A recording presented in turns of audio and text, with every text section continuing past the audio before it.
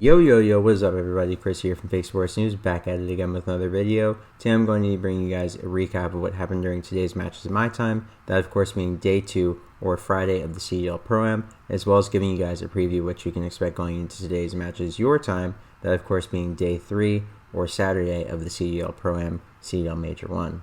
So looking at today's matches, we of course kick things off with Mutineers versus Texas, Vegas Legion versus Elevate, Minnesota Rokkr versus LA Guerillas, and LA Guerillas Academy taking on the Seattle Surge.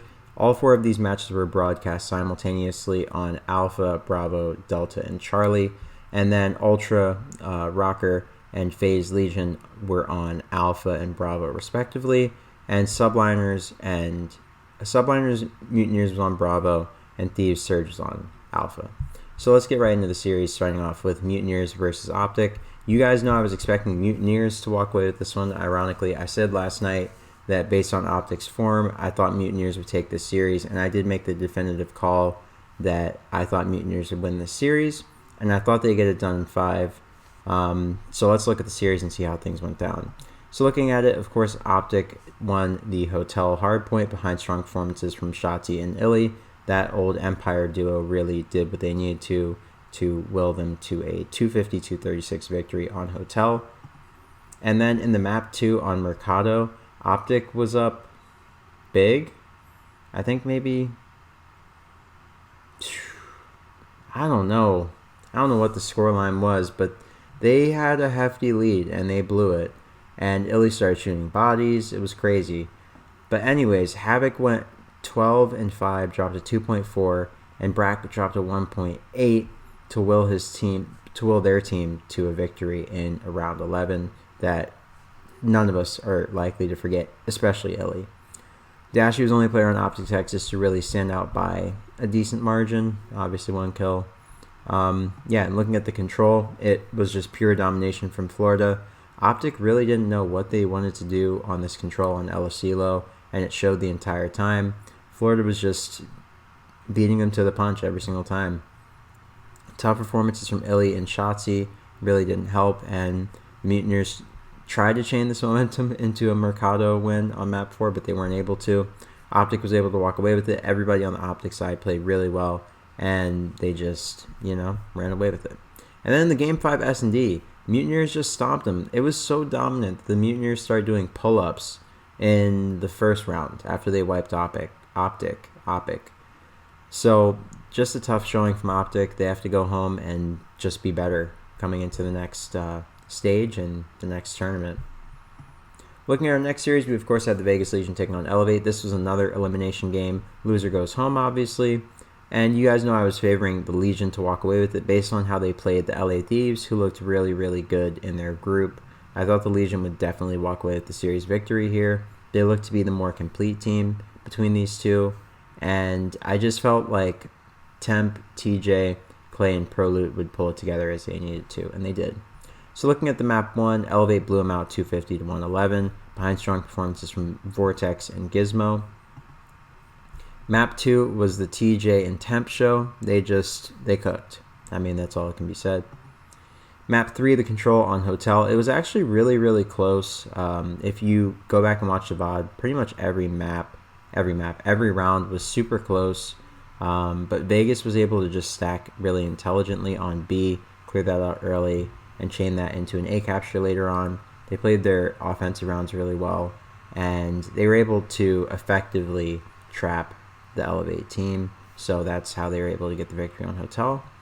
And then Fortress map 4. This was just a really clutch performance on the side of Elevate towards the tail end of this map. That's all that can be said there. Gizmo went crazy towards the tail end of the series, towards the tail end of this map, and so did Harry, and that's how they won. And then on Fortress S&D game 5, Legion just stomped them. TJ went crazy, Clay went crazy, ProLoot went crazy, and that's it. So this was a great showing for Elevate. Obviously, they are a challengers team, but they were able to make it almost to the bracket, which is a great sign for them. And hopefully, if teams need help this season, they look that way to enlist some help. In our next series, we had the Minnesota Rokkr taking on LA Guerillas, and you guys know I was expecting Rokkr to walk away with this one as well. And Attach really did his thing. He dropped a 1.5. Bance had a 1.1. Afro had a 1.1. and Cammy went just about even. So great showing from the Rokkr. The Hotel went 250, 186 in their favor, and they were able to chain that momentum. Psych. LAG was able to thwart that momentum by winning a round 11 S&D, kind of resetting the momentum in the series. Behind strong performances from RC's Neptune, they were the duo, same KD and everything. And yeah, that was a really strong showing for the LA Guerillas, but I think we all only expect them to win the S&D because that's typically their game mode. And then in the map 3 on Fortress, blender, right? Like, look at Neptune, look at RC's. They both got put in the blender. Spart was doing his thing, but when you have two teammates that are being put in the blender, it's very hard to pull together control rounds and really get any footing. On the side of the Minnesota Rokkr, everybody did their thing in the map 3, and that's how they won. Similar story in the map 4. Attach had a 2 KD, Bance had a 1.3 almost, and everybody on Guerillas either went even or negative, so just tough showing for them, and that's why they lost it 250 to 172. Embassy is definitely not the kind of map where you can get out slayed and make huge comebacks. You really have to make sure that you're getting consequential kills and just really clearing out the map to set yourself up to get time. In our last matchup of this quad stream, we had the Seattle Surge taking on the LA Guerillas Academy team, and this series was really, really fast. Surge destroyed the map 1, 250 to 130 on Fortress. They had them in the spawn trap pretty much the whole time. Sib and Pred just doing their thing. Like I said yesterday, it's the Sib and Pred show at this point.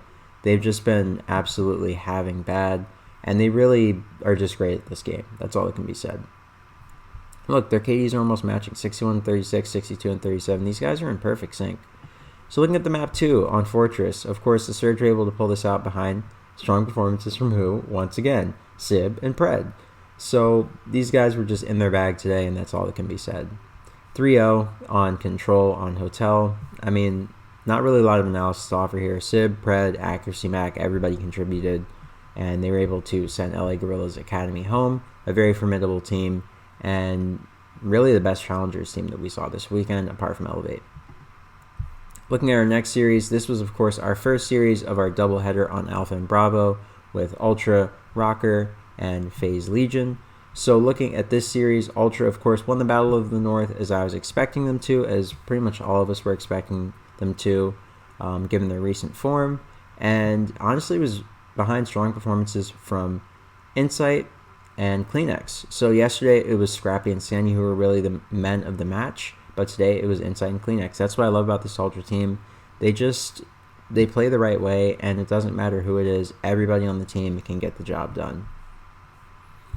Looking at the maps, of course, we kicked things off with the Hotel map 1, and Ultra was able to take it 250 to 191. They were trailing pretty heavily about midway through, maybe about 40 or so points, and then they kicked it into the next gear, and they never looked back. They never gave the lead back once they got it. Insight had a strong performance, Scrappy had a strong performance, and Kleenex had a strong performance. Rough map for Sandy, but with everybody else on the team frying the way that they were, it was very hard to lose that. Of course, on the El Asilo S&D map 2, the Ultra were able to win 6-3 behind strong performances from Scrappy and Insight.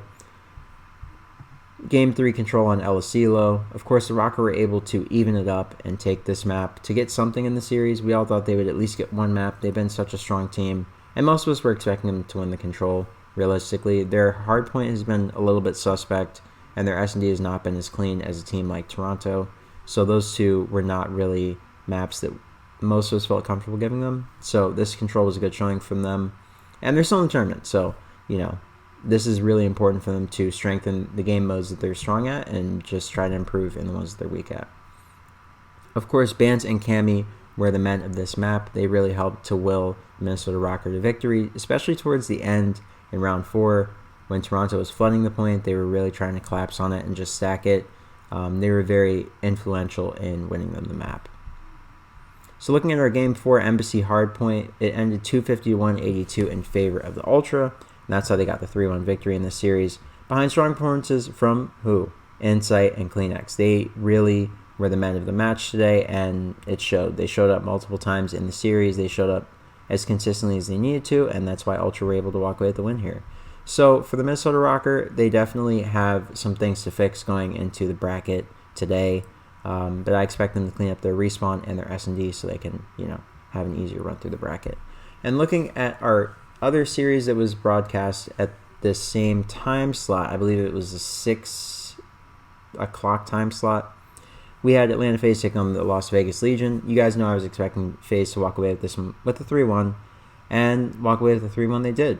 So on the Embassy Hardpoint, there was a replay. They were up, I believe, like 210 to like 140-ish. And then Donnie Temp's game crashed, so they had to restart. And Paris got off to a really hot start, as you can see. Temp went 38-26. TJ went 33-30. And, that's that. In the first run of it, though, they were getting stomped. So, that's the replay curse, as they say. Sometimes you get the replay curse, you come back frying again. Other times, the team figures out what you're doing before that works so well, and they're able to counter it. Paris is able to counter it. Game 2 S&D on El Asilo. Slasher had a rough one. He was on a donut until round 8, I believe. But they were able to pull it out because Cell and Abizi dropped 27 and 14 combined. That's crazy. So Cell and Abizi were just doing everything in this map. If you haven't seen the map, please go back and watch it. It was actually a masterclass from Abizi, especially round 9? I think it was 9. He got like the craziest 2-piece on stairs on clay. And then Celium, he had a 3-piece on stairs with, I believe, clay also. So it was just crazy. They got a lot of clips for the highlight reel in this one, and it was a great round 11. Probably the best one I've seen in a while. It was just really exciting, really tense, and it didn't disappoint. Looking at our Game 3 control on Hotel, we of course had Faze walking away with a very dominant 3-1 victory. Abizi really were the reason why they were able to dominate Vegas the way that they were. He was just all over the place, super annoying, unkillable it seemed, and he made the difference. In the Game 4 hardpoint on Mercado, of course, this was won through strong performances from Abizi and Celium again, like Map 2. And, Faze just looked really good. They closed out this Mercado behind a strong... What was the final hill? Was it Barbershop? It might have been Barbershop. I think they closed out on Barbershop. They did. They definitely struggled with Barbershop Hill, but they were able to redeem themselves in the final rotation and close out on Barbershop to bring the series to a close 3-1. There was a lot of trash talk in the series, so it's definitely good to see the competitive spirit, return to the side stations. This was really nice, and it was just good to see trash talk again. So looking at our next series, we had the Subliners taking on the Florida Mutineers. You guys know I was expecting the Subliners to walk away with this one. In 3-1 fashion, I did think the Mutineers would win probably an S&D, which they didn't. They ended up winning the map 1. But look at the KDs, man. Skies dropped to 1.63, Priest dropped to 1.17, Hydra dropped to 1.22. They were just slaying all the way out. Ironically, the Hotel Hardpoint went 250 to 230 in favor of the Mutineers, but you would think that they blew them out the way that they were out slaying them, but they didn't. That's an interesting thing. It was a really great map. If you haven't seen this map 1, be sure to go back and watch it because it was a nail biter up until the end. New York really should have closed it out, but they didn't because Mutineers were able to clutch up and they played really smart. So typical performance from the Mutineers, and that bodes well for them going into the rest of the tournament. So looking at the Game 2 S&D on Hotel, we ran it back Hotel. Skies, Priesta, and Hydra were really the difference makers here. They were just having bad, and that's why it was a 6-1.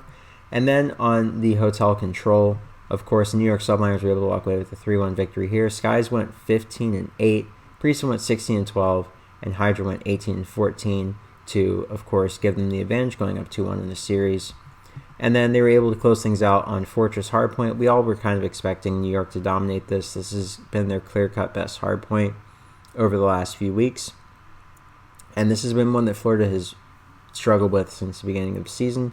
So it's not really surprising to see all the Mutineers players going negative, apart from Havoc, and all of the New York Subliners players going massively positive. This is a map that they're really comfortable on, and this is definitely a map that teams should start vetoing against them. Looking at our last matchup of the day, we had a big-time upset. You guys know I was expecting the LA Thieves to walk away with this series very comfortably with a 3-1, and they did not, okay? Let's get right into it because this was the craziest series of the day, without a doubt. I was not expecting the Surge to come out this hot. They beat them 250 to 198 in the Hotel Hardpoint, which is one of Thieves' stronger maps. Honestly, everybody on the side of Seattle just came to play in this matchup, and I'm really happy for them. Everybody pulled it together. Pred actually had the lowest KD in this map 1, which is what you want to see if you're a Seattle fan. They played together as a team, and they really just brought it all together at the right time. They played the team with the best teamwork, with even better teamwork, if that can be believed. So, this is a great showing for them. Map 1 proved that something different was in the air today. And then the Thieves were able to bounce back on Map 2, winning 6-1 behind strong performances from Octane, 9-1, and Envoy, who was 7-3. So going into the control on Hotel, Thieves really trolled in the last round. That's all that really can be said there. They had advantage on defense. They just didn't defend well. Seattle got one good push. They broke the setup, and they were able to stack the point and the map right there. They also had life advantage, so that didn't help either. And honestly, Sib and Mac were just a nuisance the entire time. They were just having badly. Sib dropped 38 kills. He almost dropped 40 kills. The guy was just on another level today. He's definitely an MVP candidate as it stands right now. He's just been all over the map, going crazy in every single series. And then in the game 4 on Mercado, we had a really close Barbershop hill. Ironically, this one ended on Barbershop. Also, the Faze match ended on Barbershop, ironically enough. So it was just interesting. Kenny gave up Parking Lot. Draza and Octane gave up Barbershop itself. It was just crazy.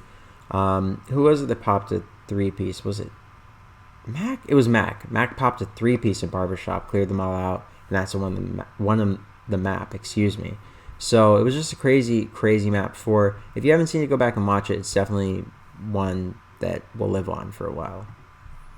And then looking at today's matches, of course, we kick things off today with Elimination Round 1, where we will see the Florida Mutineers taking on the LA Thieves on Bravo, and the Minnesota Rokkr taking on the Vegas Legion on Alpha. Based on the way that the Minnesota Rokkr have been playing, it's very hard to call this. I think that they're the stronger team between themselves and Vegas, but Vegas played Faze so tightly, it's just hard to not put faith in them.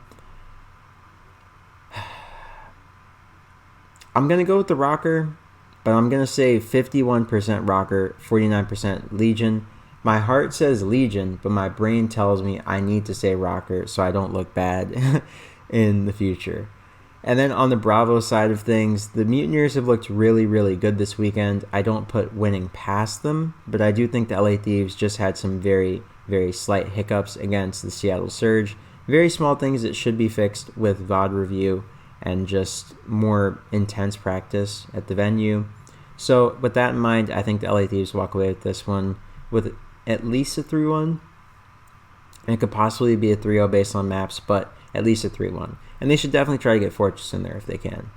So looking at winners round 2, we of course have Toronto taking on my home team, man, Atlanta Faze. I think Faze walk away with this one actually.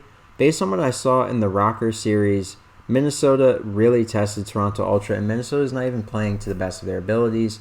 Also, now that we've had a little bit more time to see how rough of a spot Optic Texas is in, I'm not as sure that Toronto is as dominant as I thought they were. They did almost lose to Poyodrome, and there are a couple of things that make me doubt just their invulnerability, let's say.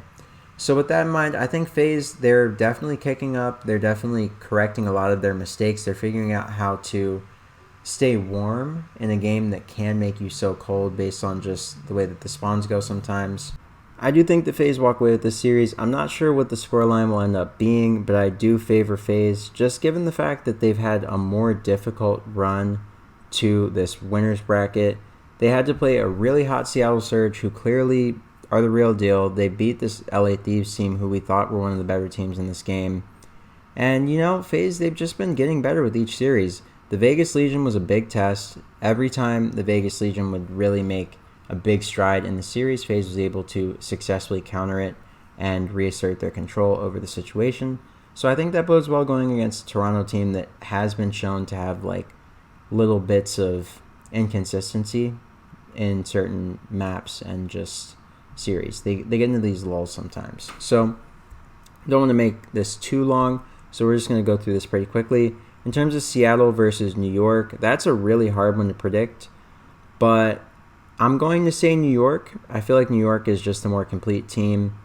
They have a lot of, I want to say, flexibility in the way that they adapt to situations, and I think that's the thing that's making them the most successful. It just seems like no matter how disadvantageous the situation is, they just figure out a new way to counteract whatever is thrown at them. They just, I don't know, there's something about this team. Their resilience is just, it's something to marvel at. So I think New York takes that series. Not sure what the scoreline will be. I'm leaning towards a 3-1. I think it'll be kind of a statement series. And I think they punch their ticket to, well, tomorrow, Sunday, yeah. I guess that would be winners finals, New York versus Faze. So, yeah, that makes sense. And then that would mean that in elimination round 2, we would have Toronto taking on LA Thieves. And I'm thinking that Toronto walk away with this one. I think Toronto is the better team between the two. LA Thieves has had quite a few consistency issues this weekend, and they've shown some glaring weaknesses. And I think Toronto is the kind of team that will definitely prey on them. I just think that Faze is getting to a point where they're able to counteract their own mistakes and flaws to a point where they can really compete with a team like Toronto and beat them by preying on the mistakes that they make, due to the fact that none of their players are as experienced as either Abizi or Simp at the least, and definitely not Celium, right? So, you know, I think that the experience, will make the difference between Faze and Toronto, but with the glaring weaknesses that LA Thieves have, I think that Toronto get past them tomorrow. And then in our last matchup of elimination round 2, I almost said winners, we have the winner of Las Vegas versus Minnesota, which I think will be Minnesota, taking on the loser of New York-Seattle, which I think will be Seattle. And if Minnesota takes on Seattle, I see Seattle walking away with that one. I think Seattle's just in great form right now, and I think they are a top 4 team based on how they played this tournament. So I think they'll punch their ticket to Sunday with a big win over the Minnesota Rokkr. So if you guys want a quick recap of how I see things going today, I think Minnesota, LA Thieves, Atlanta, New York, and then Toronto and Seattle. So yeah, guys, that'll about wrap it up for me. I know this video has been super long. Yesterday's video was even longer. I'm sorry for the long videos. It's just been a crazy tournament. I'm trying to get you guys all the coverage I can. And yeah, I hope you guys enjoy all the COD today. Hope you have a great morning, noon, or night, wherever you may be on this beautiful planet.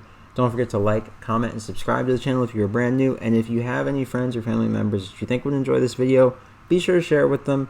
And yeah, all the support is really appreciated. Hope you guys enjoy all the COD today, and I'll catch you guys on the next video. Once again, this is Chris from Fake Sports News, and I'm signing off. Peace.